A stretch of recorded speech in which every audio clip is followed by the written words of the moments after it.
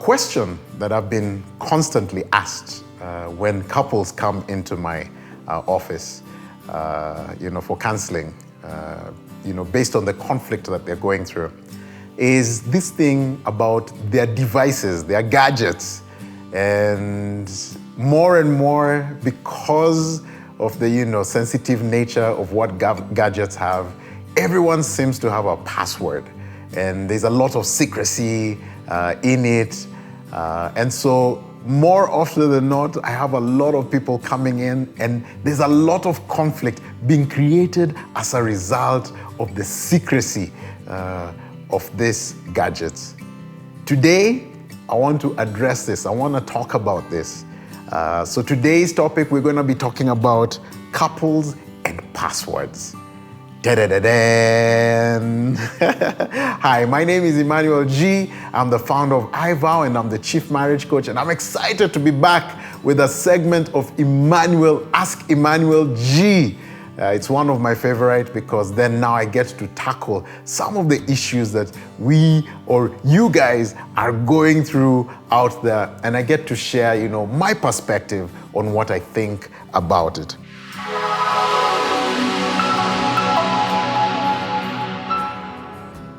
And as I said earlier on, today we're going to be talking about couples and passwords. And there are a couple of questions that were sent in. I posted this on my social media sites, and there were a couple of questions that were sent in with people who are curious to know what my thoughts were. So I'll be sharing what my thoughts are with that regard. All right, let's go to question 1. And this one came from a lady. I'm not surprised. And the question was, when a partner does not share their phone password with their spouse, does it mean he or she is hiding a secret? Da-da-da-dan. Awesome. That's a fantastic question. The answer to this question is yes, and the answer to this question is no. And I'm going to explain myself why. Now, in the context of marriage, the idea of being married is that you as a couple are one, meaning that everything that I am, I give to you. Everything that I have, I share with you. And in fact, we constantly say this in our vows. I remember when I was, saying my vows to my wife, and this is what I said, with this ring, I thee wed. So romantic. Oh, with this ring, I thee wed. With my body, I honor you. Meaning, I give you my body. All that I am, I share with you. And all that I have, I give to you within the love of God the Father, God the Son, and God the Holy Spirit. And the crowds went wild. Guys, we didn't realize what we were telling each other. That meant that we're giving ourselves to this person, meaning that I should not be able to have secrets. I should be able to share everything. After all, this is the life partner. This is the friend that you always wanted. This is the person that you desired, to constantly, be able to share both the good and the difficult season. So in a way, putting, passwords which you don't share with your partner is keeping a secret within marriage. But no, because sometimes I just feel like, sometimes it's a non-issue, okay? Sometimes you just get into a relationship and secrets are not an issue.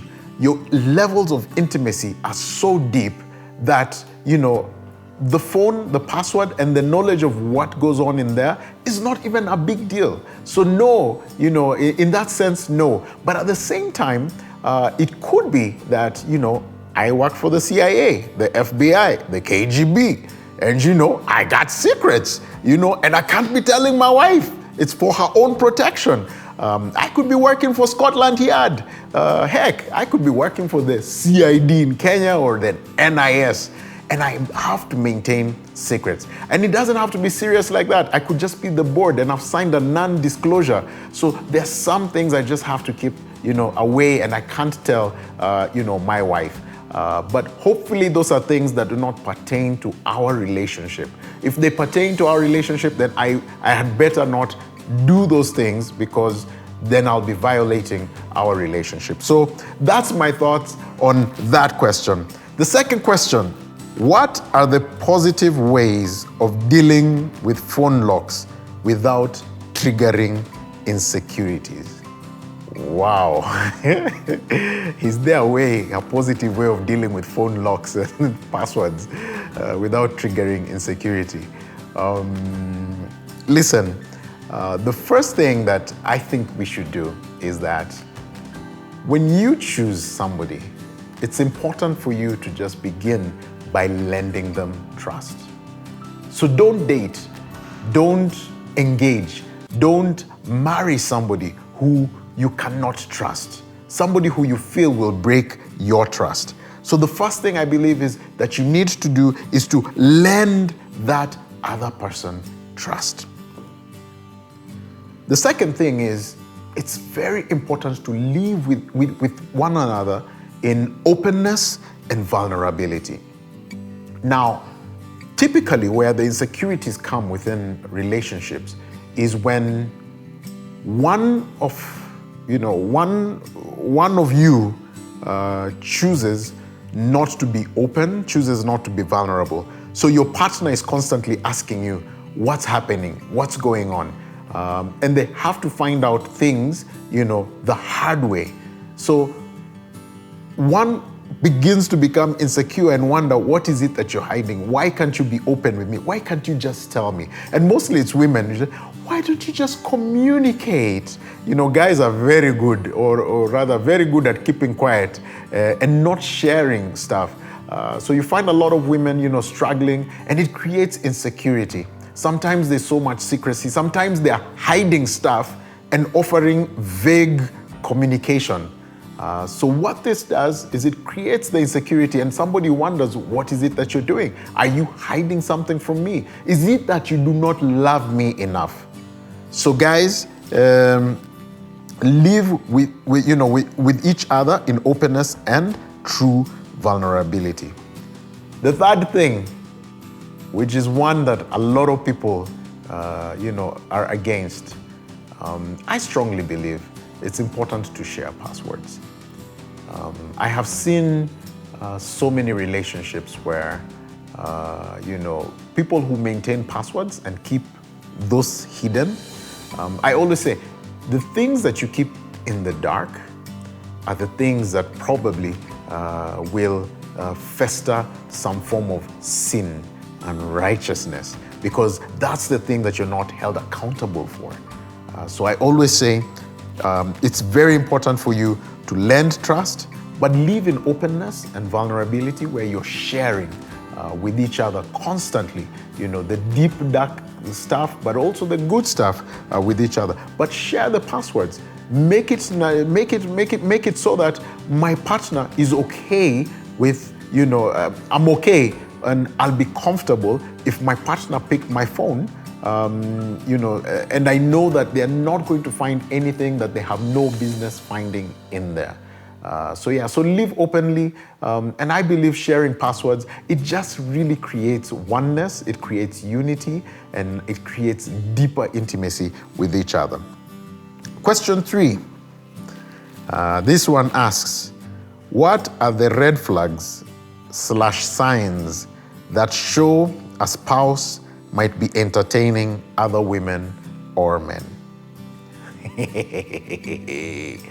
Hey, you guys, what's going on out there? Y'all be busy out there. So on this one, one of the things I've learned, like when I have couples within there and I listen to them intently, there are a couple of things that I look for. Even just as a counselor, just as a relationship expert, as one who's passionate about relationships.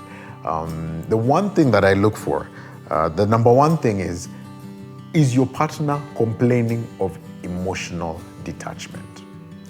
This is typically one of the first signs that shows somebody has checked out of the relationship. And when somebody checks out of the relationship, when you have emotional detachment from your partner, this is when you become open to other possibilities on the outside of your relationship. The next thing turns out to be spending excess time away. Is this partner spending more time out there than with you? Are they looking for any excuse not to be home? Are they looking for any excuse not to be with you? When you see this, it's a sign that there's something. It's not necessarily a sign or a red flag that they're entertaining another person on the, but it's a sign that they've definitely checked out and they're not doing what it takes to draw close to you. The last one is excess time on the gadgets and the secrecy. Basically what that means is that now there are people, like I'll give a good example. For me, when I spend excess time on my gadgets, sometimes it's just because I'm trying to pass time. I'm trying to occupy my mind. So I'm constantly, on sports apps and, reading lots of sports, reading lots of news. Rarely even read any other articles. You'll find me playing lots of games on my phone, games that stimulate my mind, card games, word games, and puzzles and stuff. But I'm not talking about that. I'm talking about this, that excess time that you spend on the gadget, and there's a form of secrecy where the gadget one is on silent constantly, and there are times, there are phones that or calls that come that you can't pick in front of your partner, or when your partner walks towards you, you tend to exit whatever screen you were on. Guys, that's normally a sign that you are probably doing something that the other person should not know about. So those are some of the signs, I pick out. It starts always with the emotional detachment, then time away, you're not spending time with each other, and then excess time on the gadget, and there's lots of secrecy. The password is one of those things. You even wonder how they remember all those squigglies that they did over there. If it's a word, it's an entire sentence of a password that you have to unlock the gadget. All right, question 4: is having a secret in marriage bad? Guys, first of all, why do you want to have a secret in marriage? You married this person so that you could share everything in life with.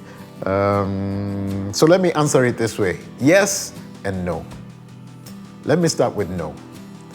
A few years back, my wife was turning 40. And so I was planning, a little party to celebrate her. So that was a secret. We had to keep a secret. I had to call now and coordinate, friends, family, so that we can do, this surprise thing. We had to coordinate with a restaurant, the cake person, just the different things. And so I had to keep a secret just so that I can surprise my wife. So no, sometimes a secret is not a bad thing. In that case, it was something to celebrate her, and we just wanted to surprise her and make her feel good, on that day. But yes, because again, as I said earlier on, when you say your vows, you become one. What this means is you become naked before each other. And naked not just in the physical sense, but in the emotional sense, in the spiritual sense. That means that you are open with one another. In fact, according to the Bible, you become a unit. You become a unit. There's no separation. This relationship becomes more deeper than even the blood relationship in your family.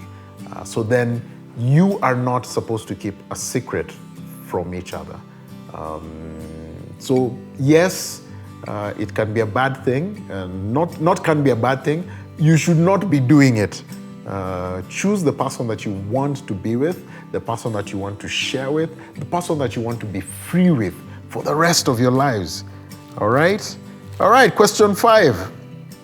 how important is it for couples to share their passwords in marriage? This is a very, very, very easy number, the very easy answer. It is very important.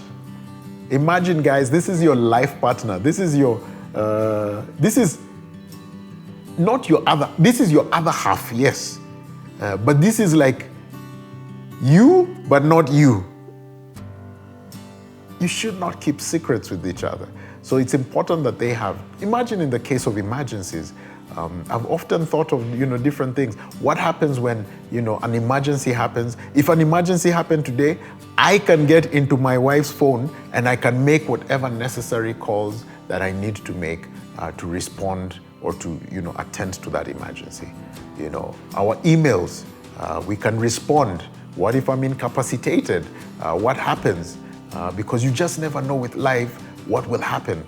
So it's important to keep each other's secrets, be open with each other all the time, just so that in the case anything happens, your partner can be able to support you. All right, question 6. This one came from a dude. Most of the others came from women, but this one came from a dude. And this is what he asks. He asks, what are some cell phone rules couples can have? Most of these questions are pretty much similar. Yeah, they're pretty much similar. So anyway, some cell phone rules that we can have. Maybe let me respond to it this way. Becoming true friends and lovers, united and enhancing your intimacy, just means that you have to be present in your relationship, okay? For you to be united, it means you just have to be very present in your relationship. Gadgets now have become a huge distraction within relationships, and we spend a lot of time on them. We spend a lot of time on social media sites, on Facebook, on Instagram, on Twitter, on Snapchat, and we're constantly on these gadgets doing other stuff other than spending time with our partner. I really feel one of the rules should be that unless it's an emergency, couple time should not be phone time. I think that's one major rule that we should always observe, and it helps with our relationships. The next thing is honesty and openness and vulnerability with each other. I strongly feel this has nothing to do with the phone. It's a rule that I encourage, but what you'll realize is that rule has nothing to do with the phone. And the truth is that when you're honest, when you're open with each other, when you're vulnerable with each other, it draws you closer to each other. And when you are drawing closer to each other, all these other distractions are put away. So yes, those are the two things I could think about, offhand.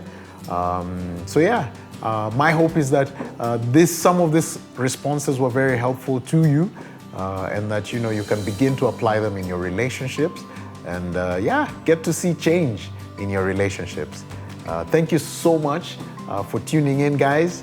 Don't forget to like, don't forget to subscribe, hit the notification button, and share this video out there. And spread the news, and let's all have a better society, having better relationships. My name is eMManuEL G, and I'm out.